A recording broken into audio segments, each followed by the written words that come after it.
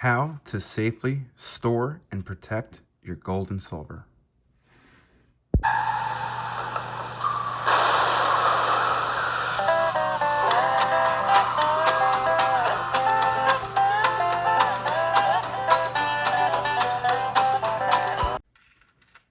Hey guys, Patrioticastacker here, and I'm back with another video for you guys today. And I just wanted to take a quick moment to thank all you guys for all the support. You know, I wouldn't imagine in a million years that I would get this far in just 2 months of being on YouTube. This is amazing, and I owe it all to you guys. I really do. And for you guys that are watching that aren't subscribed, please subscribe. Hit the like button. I promise you guys, I won't make you guys bored. I'll continue to put out some great videos. If you subscribe, you know, it really builds the channel. It really helps me. And not only that, it helps the community. You know, we want our videos to get out there. We want our videos to get 1 million views on YouTube and be top searched YouTube videos because we want to help people. We want people to be prepared. We want people to be saving their monies and buying, you know, real money, you know, having real money versus, you know, your crappy paper bills. But anyways, in this video today, I want to talk about how to safely store your precious metals. Store and protect your precious metals. Now, when it comes to buying precious metals, there are a lot of things that come with it, things that you have to think about, things that you have to keep in mind, like how much gold and silver should you buy, when to sell your gold and silver, what's the right gold and silver to buy, how to store your gold and silver. There's a lot of things you have to keep in mind when it comes to buying precious metals. And one of the most important things, in my opinion, is how to safely store and protect your precious metals. Now, one of the questions I get asked frequently by a lot of people is, where should I stash my precious metals? In a safety deposit box, in a vault, in our safes at home. Now, I always tell people their safes at home. I put all my precious metals at home. All my precious metals where I am most of the time. Now, the reason why I say no to vaults and no to safety deposit boxes is because, one, vaults, you're paying for them, and they're not cheap. You know, I know people that are spending anywhere from $50 to $300 a month. Now, as stackers, we want to get things at silver and gold as cheap as we can. Now, if you're adding that storage fee on top of that, you know, it doesn't make sense. Plus, you can't always get to that vault if needed to. You have to call ahead. You have to go through all, you know, papers to probably get in there. And it's not open all day. They might be closed on the weekends, you know, and you don't want that. If, you know, we want to get to our precious metals whenever we want to get to them.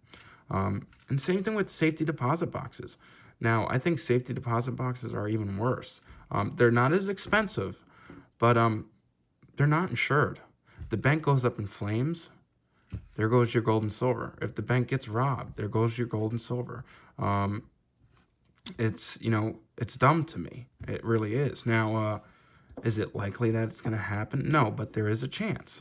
And not only that, same thing with banks. You know, what are banks open till? 9 to 5? Some banks maybe 6 or 7 on the weekends or something like that. But you can't get to your precious metals at all, you know what I mean, when they're closed. And at home, you can get to your precious metals at any time. If there's a disaster happening at your house, a hurricane or whatever, you know, I'm sure when it comes to your family, precious metals is going to be the last thing you worry about. But if we needed to grab our precious metals to get out of the house, we can. Yes, it's not insured in our safe either, but we can. If we see something coming, like a flood or a hurricane or whatever, we can get our precious metals to a safe area. So, and like again, I said, you can keep an eye on your precious metals at all time. You can put cameras in your house. You can have guns, knives, whatever. It's safer at home, in my opinion. Why would I put it in a safety deposit box? You know, it just doesn't make sense to me. One, I'm paying extra. It's not insured. Like, it, you know, if you just buy a good safe, it's just as good as home, if not better. You know what I mean? I don't want no one telling me when I can get to my gold or silver, when I can get to my safety deposit box. You know, it just doesn't make sense. So again, guys, this is just my opinion. I can't tell you guys what you got to do or what to do. I'm just telling you that, in my opinion, storing your gold at home in a nice safe is your best route and your cheapest route. Now, another thing you have to think about when it comes to storing your precious metals and what saves is not buy a chintzy little crappy safe. You got to have a good safe. Now, mind you, if someone wants to get into it, no matter how good of a safe it is, they're going to get into it. But the whole purpose of a good safe is to buy you time. You know, if you're not home and you're watching the cameras and someone breaks in, and the safe, obviously you want a heavy safe where someone can't carry. Good luck carrying my safe. You're not going to be able to even move it an inch. I don't know how I'm going to move it when I move out. But anyways, it's about buying time. So if someone, can't move your safe and they start to break in, so it's about buying you time. You can call the cops and get them here in time. So you want to have a good safe. You want to have a good heavy-duty safe. One that's preferably fireproof. They're not fireproof, but they're usually fireproof up for like 2 hours. You want one that's waterproof, one that's up. I think it's I don't know how that works, but they have waterproof safes. You want a good safe. Yeah, it's gonna suck spending the money, but you know what? If you're buying all the gold and silver, you need to have, the right stuff. You need to have a good safe. Spend the money, because this is a good investment, and this is gonna be good to you, and you gotta be good to it. So you gotta not be cheap when it comes to buying safes. Now, another thing I get asked is how to protect your silver and your gold from milk spots and tarnishing. Now, milk spots are mostly done from the mint. If they messed up on the finish, usually sometimes that coin will be fine, and then a couple months later it'll start showing milk spots. Now, a lot of people argue if that ruins a coin or if it's just part of the coin. I don't think it's ruined per se, even though I hate milk spots, but you really can't help it. There's ways to get it off, but I don't recommend that either. If you really don't like the milk spots, I just, in my opinion, I sell them. You know what I mean? I'll just, for example, I just had a roll of Buffalo rounds, and they were milk spot galore. Like, they were terrible. And I traded them. I traded them in for some 90%, and I got a great deal. Great deal. But anyways, put your precious metals in capsules. Now, all my gold, especially my gold, my 1/10, my ½ ounce, my 1/4 ounce, my 1 ounce, they're all in capsules. I put them all in capsules. Just keeps them clean, nice. And if I wanted to touch them, I don't have to worry about fingerprints. I highly recommend it. Now, some people use flips, and I don't recommend that. Flips are only meant from going to A to B, from your LCS or online bullion retailer to you. Then you should take it out ASAP and put them in capsules or whatever you're doing with them, tubes, whatever. I put all my gold in capsules. Now, silver, it depends. My government bullion silver, especially my maples and eagles, I leave them in their mint issued tubes, and these are airtight, and they're actually, you can just hear it, you know what I mean? They're it's tight, you know what I mean? And these work great. But the only thing you have to watch out for is that they are in here, and if you're not careful picking these up, there's some room in there, and they hit each other, and it'll mark them up. So if you take them out and you play with them, what I do when I put them in, I put my finger there and I just slowly tip it so they don't ding. You want to keep them nice and BU condition. I don't know about you guys, but I like my eagles and government bullion coins in BU condition, especially if you want to resell them later down the road. When it comes to retiring, you want those coins to be in mint condition. But government bullion coins, they work great in the tubes, so I leave them in the tubes. And a trick I do, and it might make sense to some of you, might not make sense to whatever, but what I do is I take tissue or toilet paper, and when I put the coins in, I stick it like that, and then I put the top on it just to keep more of the air out. You know, even though these are airtight, but just to be extra safe, you know. And it works. You know, it works for me. So all my government silver bullion coins go in tubes. Now, unless they're high-end, very high premium coins like Libertads, I get these tubes that are airtight. Like, it was just a struggle to just get these out, and you can also put them in capsules and fit them in the tube, which is great.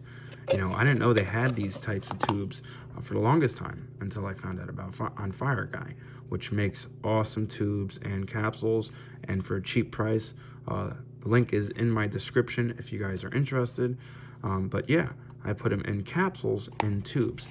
And I do the same thing with my gold, my 1 ounce gold coins. I put them in capsules and tubes, airtight tubes, and they work great. And let me tell you, there's no air getting into this unless I, you know, take the cap off.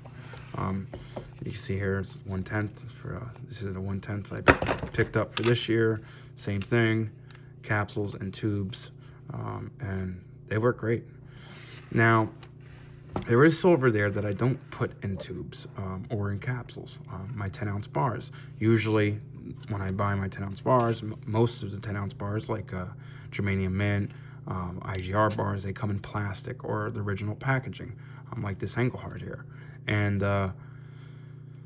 I keep it in that, and like the germanium mint, for example, they come in plastic and in boxes. So I just keep it in those. And the bars that aren't, you know, if I buy from off of somebody or LCS that aren't wrapped in plastic or in a box, that are already, you know, kind of dinged up or have scratches on them, I just, you know, keep them out. You know what I mean? There's no sense in me spending the capsule if it's already, you know, tarnished or whatever. So I just keep them in these. You can buy capsules for your bars. Matter of fact, Savage Stacker just put out a video. He bought some capsules for his Royal Canadian Mint bars. Now, if the bars are in outstanding condition and they're not wrapped in plastic, absolutely, I recommend you putting them in capsules. It's smart. It's the smart thing to do.